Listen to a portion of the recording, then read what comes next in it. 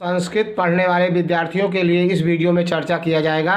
बिल्कुल, चाहे जिस क्लास के बच्चे हों, संस्कृत चाहे इंटर के हो, चाहे हाई स्कूल, चाहे 9, चाहे 8 साल, चाहे जिस क्लास के हों, संस्कृत में वाक्य प्रयोग कैसे करते हैं। जब आपको अनुवाद आएगा, मैंने कई वीडियो में बताया, जो डाला है मैंने, जब आपको रूप आएगा, अनुवाद करने का नियम आएगा, क्रिया आएगा, कर्ता आएगा, कारक आएगा, तभी आप वाक्य प्रयोग कर पाएंगे, तभी आप अनुवाद कर पाएंगे। उसके लिए आपको शब्द रूप और धातु रूप कम से कम 2-2, 3-3 याद होना चाहिए। संस्कृत पदों का वाक्य में प्रयोग कैसे करेंगे, थोड़ा सा डिटेल यहाँ बताया गया, पहले समझ लीजिए। जिस प्रकार हिंदी के वाक्यों में शब्द रहते हैं, उसी प्रकार संस्कृत के वाक्यों में भी साधारणतया हिंदी के वाक्यों के एक एक पद के स्थान पर यदि उसी पद का संस्कृत अनुवाद दे दिया जाए तो पूरे हिंदी वाक्य का संस्कृत अनुवाद हो जाता है। दिए गए शब्द का वाक्य में प्रयोग करते समय सबसे पहले संस्कृत शब्द को ध्यान में रखते हुए हिंदी वाक्य बना लें और फिर अनुवाद के नियम से संस्कृत वाक्य बना लेना चाहिए। विभिन्न प्रकार के संस्कृत शब्दों के वाक्य प्रयोग यहाँ दिए जा रहे हैं। अब वाक्य प्रयोग देख लीजिए। शब्द है जैसे हिमालय, हिमालय। अब हिमालय शब्द अगर आया है, वाक्य प्रयोग करने के लिए कहा जाए तो हिमालय हिमम पतति, मतलब हिमालय में बर्फ गिरती है। जय बालकाह, अब आप वाक्य प्रयोग कैसे कर पाएंगे। बालक का रूप आप समझते होंगे, कोई रूप याद होगा आपको कि बालका, बालकौ, बालकाह, ये प्रथमा विभक्ति का बहुवचन है। तो बहुवचन है तो बहुवचन क्रिया आएगी, तो बालकाः क्रीडन्ति, बहुत से बालक खेलते हैं। और राजाना, देख रहे ना। अब राजाना अगर आप समझेंगे, राजा शब्द का रूप अगर आपको याद होगा, पहले समझिए राजाना कौन सा वचन है, तो बहुवचन है। राजाना प्रजाम पालयन्ति।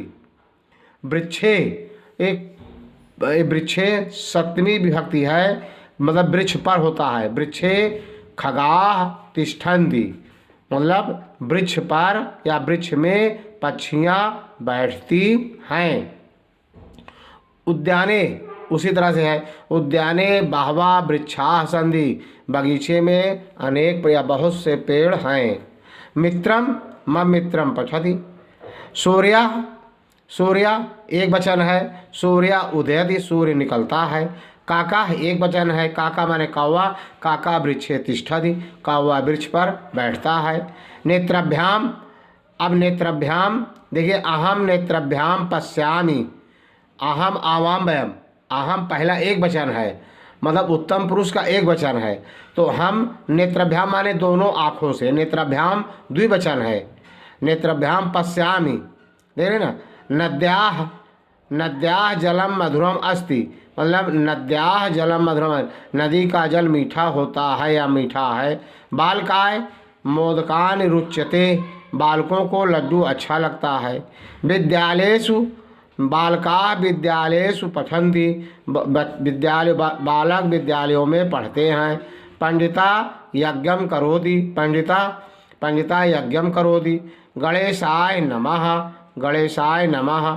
सिंहात, अब देखिए सिंहात मतलब पंचमी विभक्ति है। वीरा सिंहात बालकम रक्षति, मतलब वीर लोग सिंह से बालकों की रक्षा करते हैं। वृक्षात, ये भी पंचमी है। वृक्षात पत्राणि पतन्ति, पेड़ से पत्ते गिरते हैं। विद्यालय सह विद्यालय पठति, वह विद्यालय में पढ़ता है। पुत्रा, पुत्रा रामा कृष्ण से पुत्र अस्ति, राम कृष्ण का पुत्र है। कृषका एक वचन है, कृषका विश्वस्य पिता अस्ति, कृषक विश्व का, विश्व भर का, मतलब पूरे संसार का पिता है। विद्यालयम कर्म कारक में है इसका प्रयोग, तो सह विद्यालयम गच्छति। और रामाय, रामाय मोदकम रोचते, राम को लड्डू अच्छा लगता है। ये वाक्य प्रयोग है, देख रहे हैं। इसके बाद यहाँ पे देख लीजिए कितनी बार पूछा गया है। इन सब को वाक्यों को एक बार 2 बार रिपीट कर लेना, जरूर रिपीट होंगे बोर्ड एग्जाम में या होम एग्जाम में, कहीं ना कहीं आप जहाँ के छात्र होंगे वहीं पर आपको लाभ मिलेगा। NCERT बुक राजीव प्रकाशन का है, समझ रहे हैं। वीडियो अच्छा लगा हो तो लाइक सब्सक्राइब शेयर जरूर करना। जय हिंद, जय भारत।